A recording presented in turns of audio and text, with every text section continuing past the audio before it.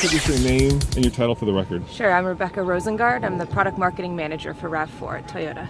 Rebecca, you've got a sleek new RAV4. What generation is this? It's the 4th generation RAV4. And what makes the 4th generation better than the 3rd generation? Well, there's a whole list of things that we could talk about, but we'll start with just the exterior appearance. Yep. As you can see from the front to the back, it's completely redesigned with our very angular and pointed headlights with the chrome piece that runs through to the headlight all the way to the end, creating a real cohesive part. This XLE, which is going to be our volume leader, has 17-inch alloys, 5-spoke. We've got integrated turn signals. We've got standard roof rail on XLE and Limited.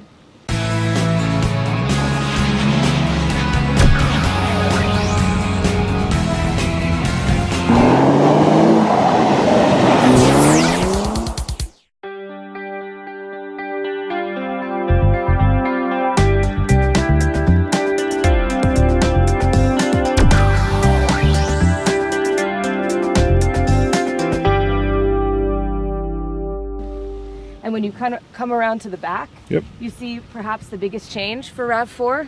No more spare tire on that back hatch. What'd you do with it? We put it underneath the rear deck. So it's not gone, don't worry. You still have a spare when you need it. Yeah, it was kind of awkward because you had to open the door and sometimes you'd open it into the curb or the sidewalk, so you couldn't really get your stuff out of it. Right, we've put a rear lift gate rather than the swing gate, and on Limited models it's got power functionality as well.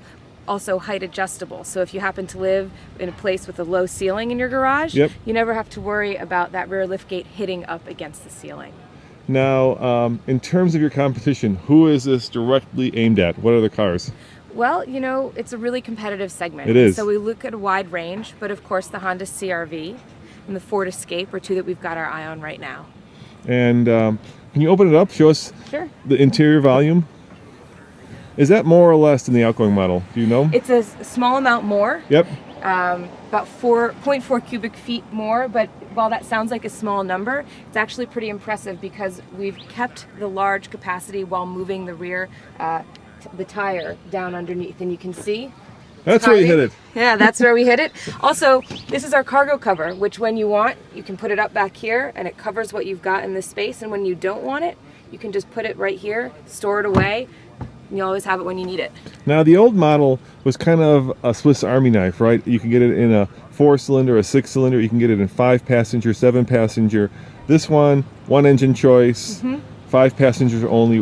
Why did you decide to kind of change the shift of the marketing and of the angle of the aim of the vehicle? Okay, well, our V6 mix Yeah. was in the teens, and that over time had actually come down from a little bit of a higher number.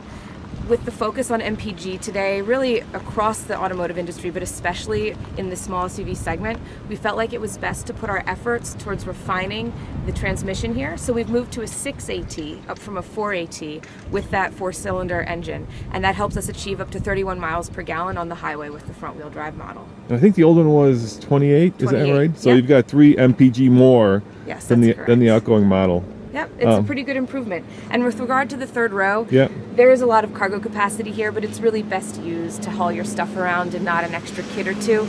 So, you know, for customers who are looking for that third row, and only about 5% of our RAV4 customers wanted it in the old generation, we just suggest they move up to a Highlander.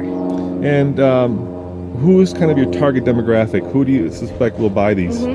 So we've got a very loyal base of our baby boomers who have loved this vehicle from the time it came out in 1996. But we're also actively going after the 30 and 40-year-old set who we think are really going to appreciate all of the comfort and refinements in addition to the technology and the spaciousness of the vehicle. So show me the inside. Let's go Sure. get the inside.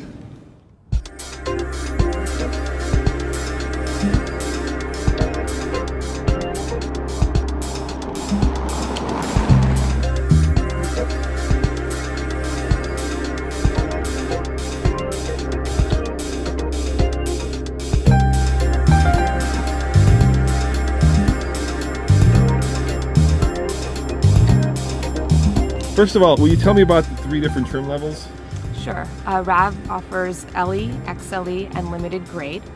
Your LE, we're expecting that to be about 30% of our overall mix. and XLE at 40%, and Limited again at 30%. They all offer a ton of standard equipment that customers really demand. For example, the 6.1-inch audio screen that you see on this XLE model is standard across the board. Go ahead. And that also includes a backup camera, something that our customers have told us they really appreciate. Now, new is dual climate control, is that right? Dual zone automatic climate control, it's standard on XLE and Limited. And what else is new? What other new kind of gizmos are there? Well, we've got N-Tune with navigation, which was available on the 2012 model, but it's now available on XLE and on Limited. A new feature as well is the JBL Green Edge audio system, available on our Limited models with 11 speakers in 9 locations. That uses a lower energy drain on the vehicle, so it's more eco-friendly. And how about the contrasting interior colors? Those are new, aren't they? You call them block, Yep, I think? We call it color block. Yep. So you can see it on the door panel and you can see it in the interior as well. Limited and XLE come in 3 interior colors. You've got gray, black, and beige. Our LE model comes in beige and gray, and all 3 of them use color blocking. An exciting new color as well on our Limited only is terracotta. So you've got that really rich terracotta color paired with a black soft text, which is standard on all of our Limited models. I gotta ask you, what's your favorite part of the new car? My favorite part Yeah. is just the way it drives. It's got this thing called a sport button, and the sport button remaps the throttle and also changes the electric power steering, and really gives the driver a sense of excitement on the road, something that you might not have previously expected on a RAV4, but now even everyday driving can be a blast. Yeah, it seems like Toyota is trying to build more emotional cars. Is that part of the strategy here? It is, definitely. I mean, Akio Toyoda has announced publicly that he's looking to build more exciting cars. We call it wakudoki. It's that heart-pounding racing feeling that you get of enjoyment when you're driving a vehicle.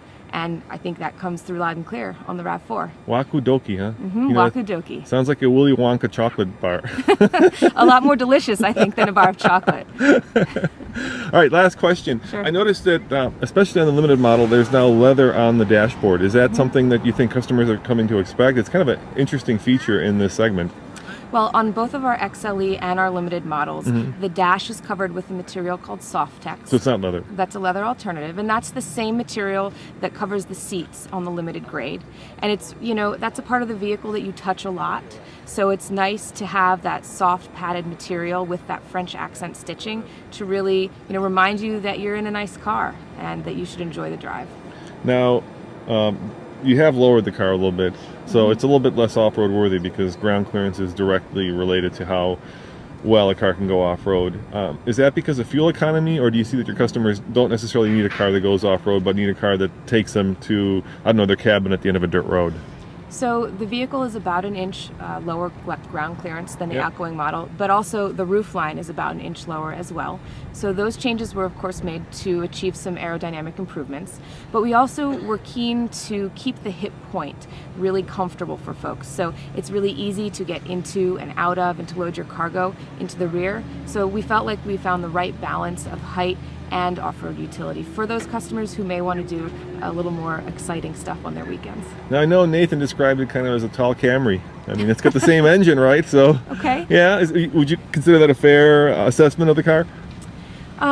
I think it sets itself apart from Camry in a few ways. I mean, they're both excellent vehicles, but with the cargo capacity of the RAV4, you really can carry a lot more. It's so much more versatile, in my opinion, for a young family who might have strollers, a trip to the Walmart or the Target, maybe grandparents are in town. So it's something that really can be versatile for the everyday needs of the family.